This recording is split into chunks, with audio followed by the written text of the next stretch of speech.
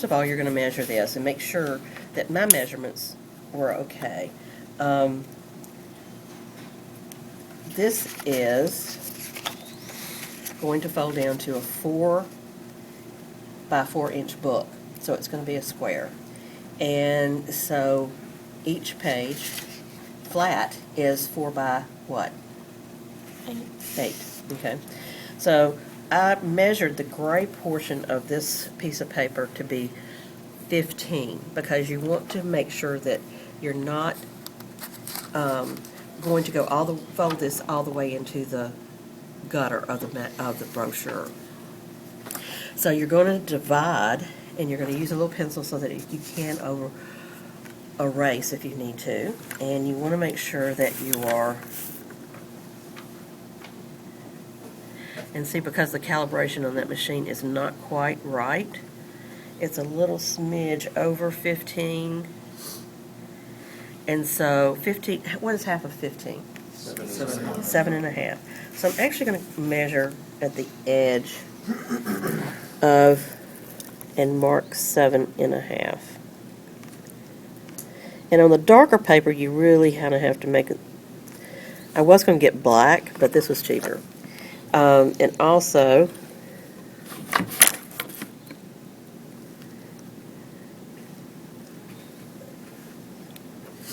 and it looks like it's really not going to true up, but we're going to do the best that we can to make sure that we allow for these little, the inconsistencies. Okay, I've measured the center of my booklet, and you do have to get, some of the lighting is not quite.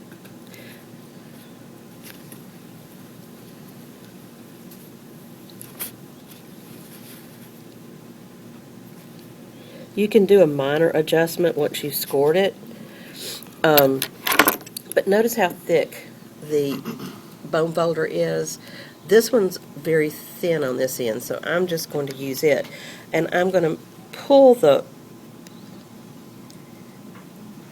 smidge away from the actual alignment of the ruler with marks, because I want to make sure that the thickness, I'm taking the thickness of the bone folder into account. And you're going to do a couple of 2 or 3, and what you're basically doing is you're scarring or bending or placing, and see how easily it folds and scores, and what a crisp, nice fold you have. This is what I was talking. You can make minor adjustments like this and take that into consideration once you, because of the calibration of the cutter in the other room. Now you need to measure, and here, this is what I'm going to, when you, first of all, I want to talk about grain. That's one of your words in your vocabulary. The grain, see how easy that is to fold? Notice how stiff that is. That's against the grain as opposed to with the grain. I had a couple of extra pages here, so I'm going to show you what I'm talking about. If I, once again, this is with the grain, this is against the grain. I'm going to tear it against the grain, and what happens? It doesn't tear evenly. I'm going to, hopefully, tear this one with the grain, and I get almost a perfect tear. Do you see what I'm doing?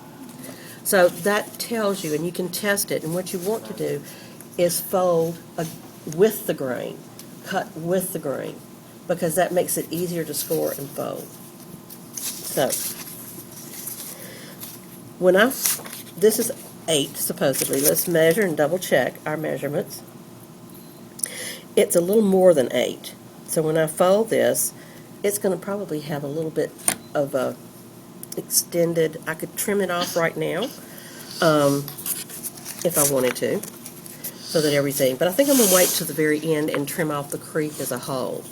So we'll see what that talks about. Who knows what the creep is? Addie.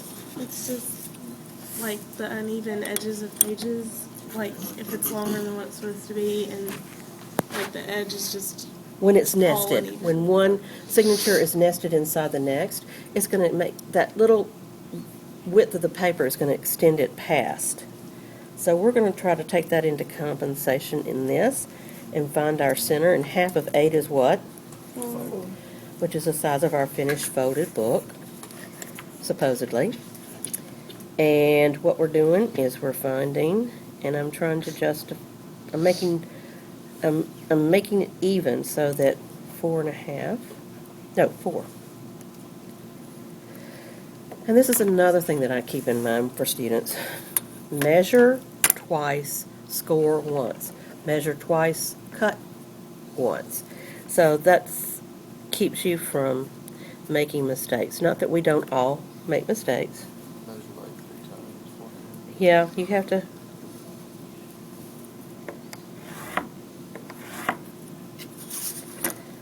The paper on the inside is not quite as thick, and in some cases, if the paper isn't too thick, you could. But notice I didn't do that enough, because I can tell it's going to not fold as easily. It's going to fold and crack. So I'm going to go back and do it and hope I position my bone folder in the exact same position.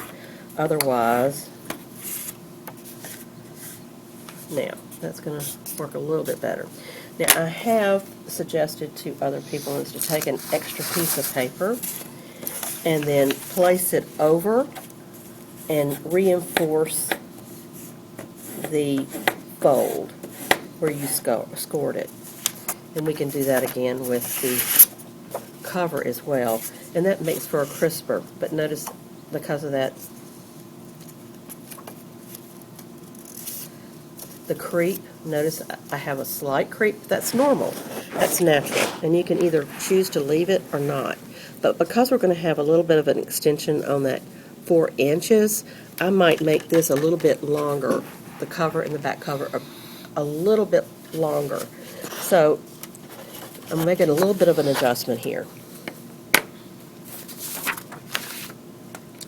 When I measure, I'm going to measure from the center score. I'm going to place my ruler, and I'm going, because I do have some flexibility with the extended paper that we're going to fold and score and fold into the brochure, I'm going to make it just a little bit over 4 inches, and I'm going to make it 4 1/8 inches longer. So I'm going to do that same thing at the top. That's to compensate for the creep. So my actual brochure is going to be a little bit bigger than 4 by 4. It's going to be 4 1/8 by 4 1/8. So I'm going to go ahead and score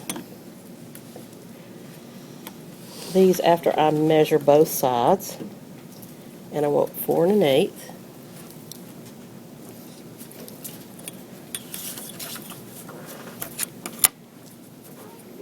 And this is a little tedious because you have to measure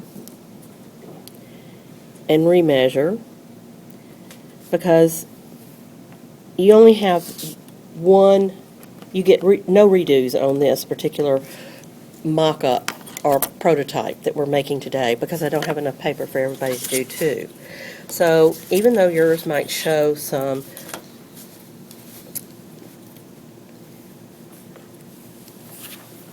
unique folding techniques or scoring or measuring, we'll just keep adjusting.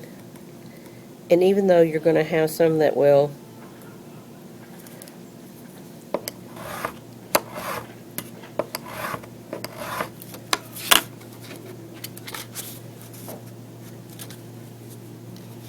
it folds in quite sufficiently. Now notice I'm trying to line up these two, and I'm going to place the paper on top of it and reinforce that score. But I had to kind of force it to meet these two because it was off just a smidge.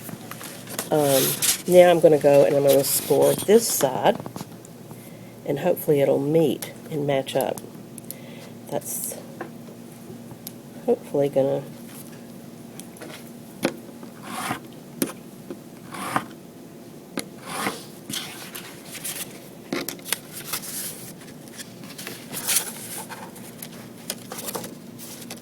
really didn't want to. So once again, you're going to have to really reinforce on this particular paper. Generally, it hasn't been that big of a deal, but I prefer, if you're going to do more, is to go ahead, not lift the ruler, because sometimes if you try to reposition the ruler, you'll never get it back in exactly the same place. I'm trying, just because I wanted to make sure we have a good, yeah, that's great. Fold once again. And one reason why I'm putting this paper over it is, you know, your hands have lanolin on them, and sometimes you want to protect the paper from getting greasy or anything, and hopefully everybody's starting, like I had lotion on earlier, so you have to make sure that your hands are clean when you're working on this. Now let's see if it folds and it matches. Lanolin, like sheep's wool lanolin? Lanolin, it's oil, hand, lanolin. And actually, same thing. Perfect. Did you see? Okay, so we do have 2 signatures already prepared for the book. I need to make another one, the 3rd one. And so we will do that now. Measure.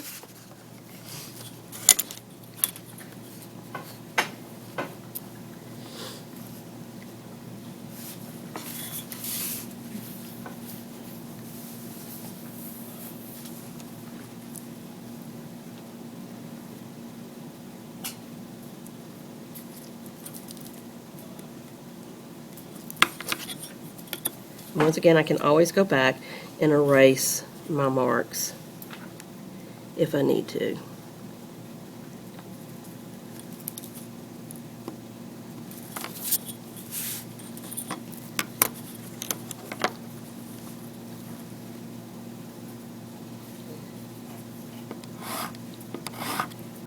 I'm going to give this a triple score.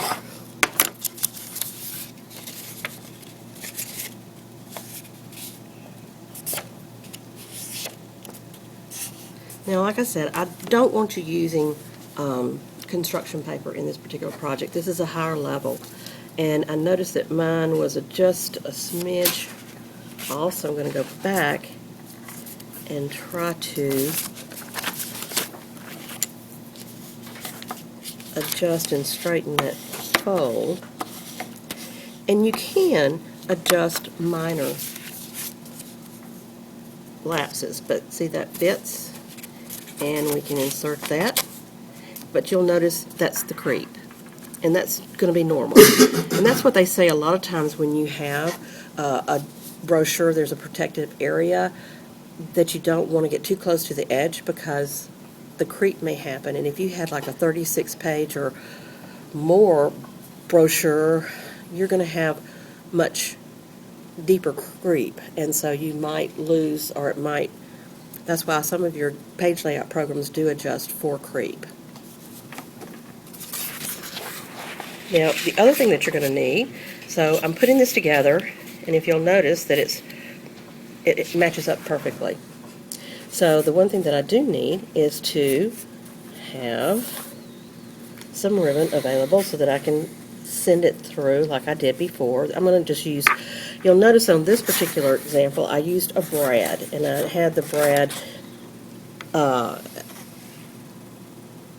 through the front of the brochure so that when the flap folds over, it hides it so you don't see that.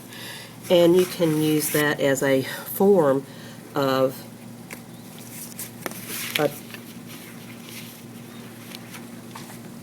closing your brochure. It's probably not as successful as the ribbon, but I know that there's some people that feel the ribbon's a little effeminate or whatever. So, but I think it works really well if you choose just the colors that are effective with. And I think this is a nice combination. It's very, very effective, I think, in color choice. I will need to have my, once again, we're going to have to measure because we're going to have to measure the center. And I'm going to go ahead and use the AWL to make the little punctures. Oh, this is the awl to make the punctures. I'm going to only insert one staple. And TJ, could you find a staple in that little brown box, please? A group of staples. So I'm going to measure the center, which the center of 4 is what? 2. I'm going to put a little pencil mark in the middle of these, in the middle of this signature. And although the staple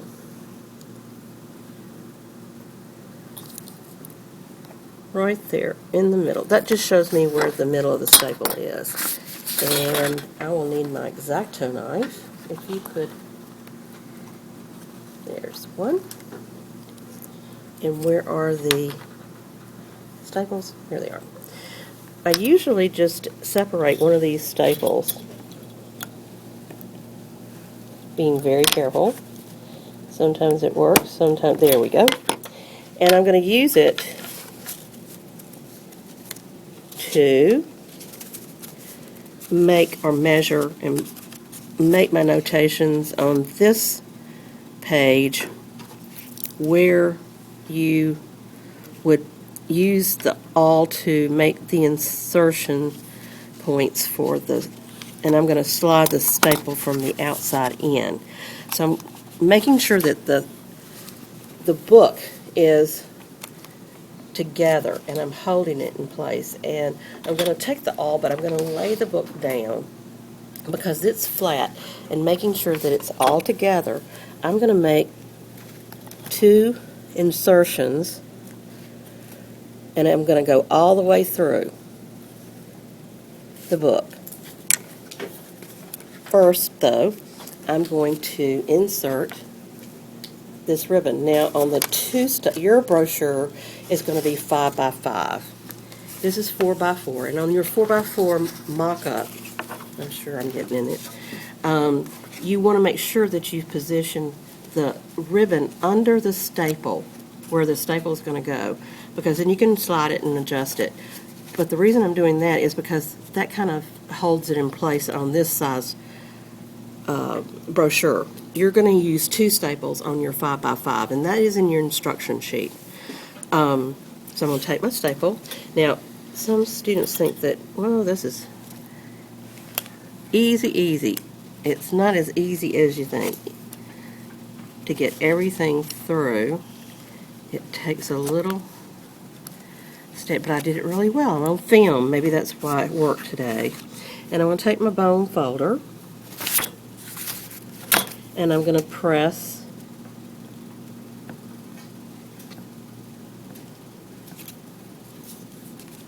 the staples down. And I don't have any strength, it looks like, today. And I'm not quite sure why it's not wanting to go down. Well, let's try this in. That stapler is thick. I might have gotten 2.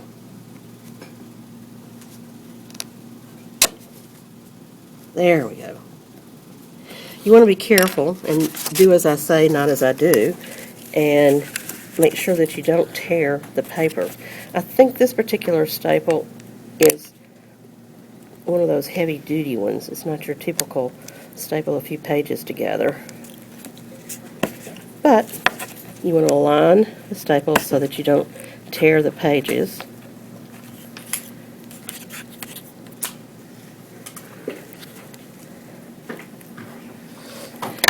There. And I might want to press it down more, but instead of trying to scar the paper with the bone folder, I'm just going to try and do that. We may find some different staples other than those to do. Okay, now we've almost got it complete. But what we need to do now is cut some slits for the ribbon to go through. That's the thing with the... So we want it to go through, and we want it to be just a little bit wider than your ribbon, and we want it to be in the center, and we want both ends to be equal. So you can eyeball it, but measuring is your, measure, measure, measure. Because if you don't and you eyeball it, then sometimes you're off a little bit, so your ribbons won't match up when you go to tie them together to enclose the brochure. So I'm going to mark the center again, which is at 2 inches because of the 4x4, and then I'm going to measure the ribbon. And I want it to be, let's go at the end so we know we're going to try and measure so that you have the slit like that. And so I'm going to take the X-Acto knife and make the slit in the score part of the fold. Let's see if we've got a slit that falls through.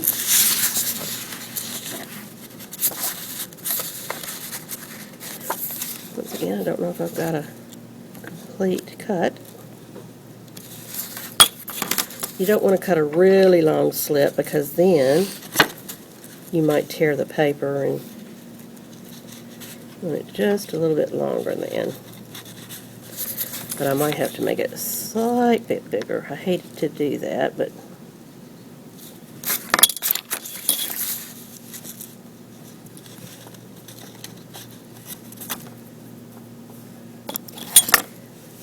this might be making it difficult.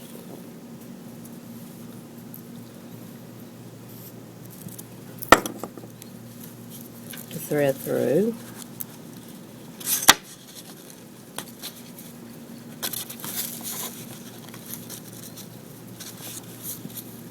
Ah, yay, success. So you can see that that's partly completed, and I will make the other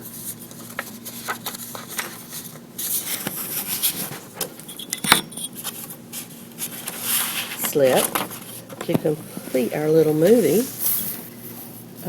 Pencil. Once again, measure twice, cut once. This way I'm going to get fairly close to having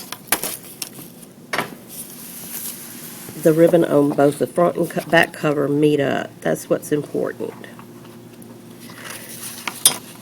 And I'm going to cut another slit right there. I'm using my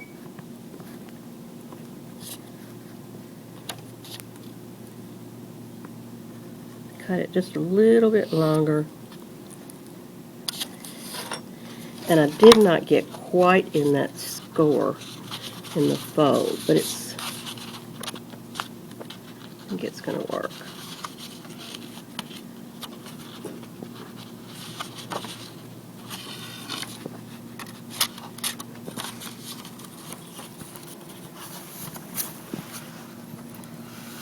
And then you can just kind of slide and adjust your ribbons so that they're equal. And you can tie it,